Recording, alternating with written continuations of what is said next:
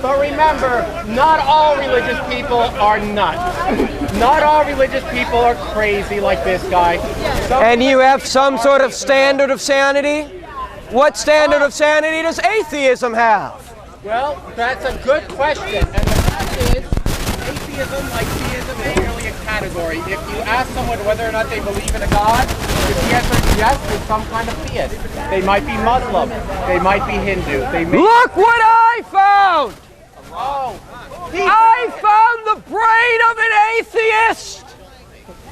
he found his soul! His soul is a stone! I found the brain of an atheist! That's like, that belongs to us now, buddy. I think you misplaced it! Thank you, I think you misplaced it! This is called intellectual argument. This is an intellectual argument. The Bible says, in the beginning God created the heavens and the earth. Without the presupposition of God, you have no basis for morality, no basis for logic, no basis for the uniformity of nature, no basis for the accuracy of your five senses. An atheist is reduced to absurdity. Wrong on every count. You're absolutely wrong. Where does morality come from? Where do you think morality comes from? Can a God give you morality? God is a ruler. God is a king. God legislates morality above us. You are talking about totalitarian. Answer the question, where does morality come from? Morality comes from within. It comes from... Why would you follow a God? How would you know that a God is giving you a good... You're not answering my... Unless you already have... God's given us an inner revelation called the conscience. The conscience does not come about by time and chance. The conscience is not an arbitrary invention of the individual. Were the Crusades wrong? Religion is an arbitrary invention. Were the Crusades wrong? Yes, absolutely. But if that's what society wanted to do, who are you to say society's wrong? What standard are you using to say society's wrong? That's a good question. Who are any of us to say that something's wrong? Who are you to say that you made a mistake in the past? Don't you have a brain? Can't you realize that sometimes... Let me finish. Yeah. Can't you say that sometimes, oops, I made a mistake? But, and who are you to say that you're wrong? Yeah. I'll tell you who you are. You're a thinking, you're a reasonable person. You have the ability... Where does reason come from? Time and chance? If you're gonna just... Where does reason come from? Where does God come from? You can ask these questions. God is the eternal, self-existent person. He's a moral person, an intelligent person. He's the first great cause. He made us personal, intellectual, moral beings. And we made God in our own image. You're using God as an excuse.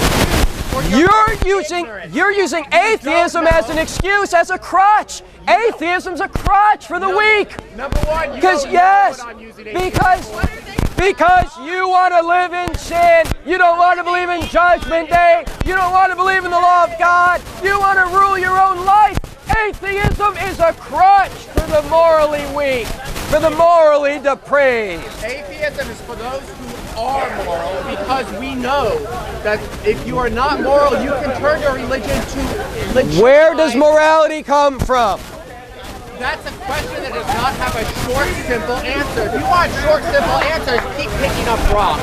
That's all you're going to get. Well, just give me some basic understanding of your worldview. In atheism, there's no foundation for morality. He can't give us one. There's no foundation even for the laws of logic. Where do those laws of logic come from? Do we make those up? Do we invent those? You are here at an institution of higher learning, and the philosophy department is here, and they will tell you that you're spouting sophistry and bullshit. This is supposed to be a place of higher education, but most of you just get high. You forget the education part. Let's be honest. Some of you are looking for intelligent life on other planets. I'm still looking for intelligent life on this planet. If there is a God, we have a basis for the laws of morality.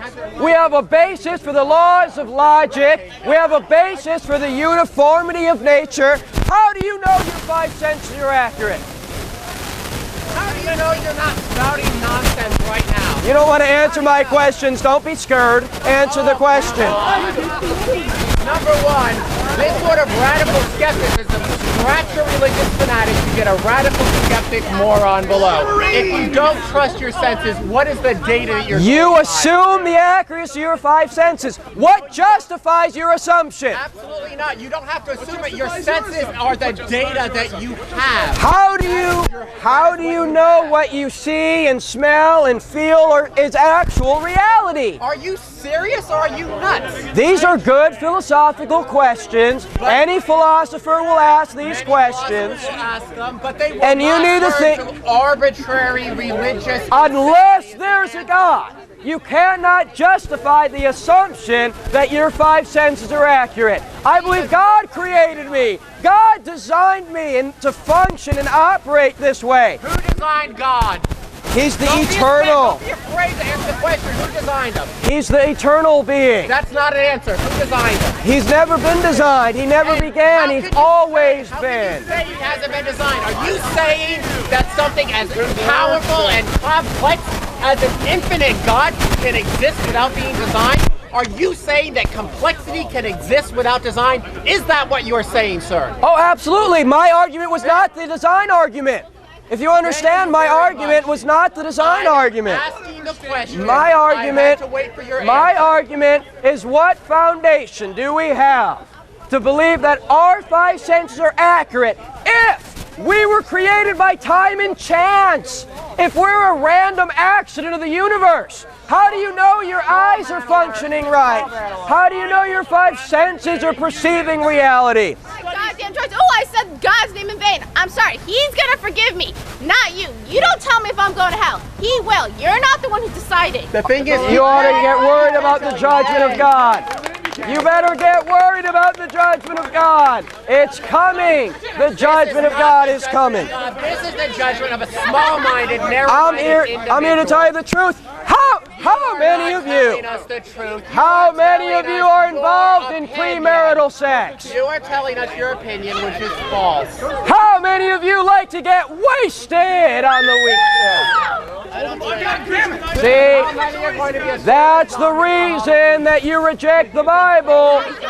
That's the reason you don't want to believe in Judgment Day and believe in the laws of God, because you're living unrighteous.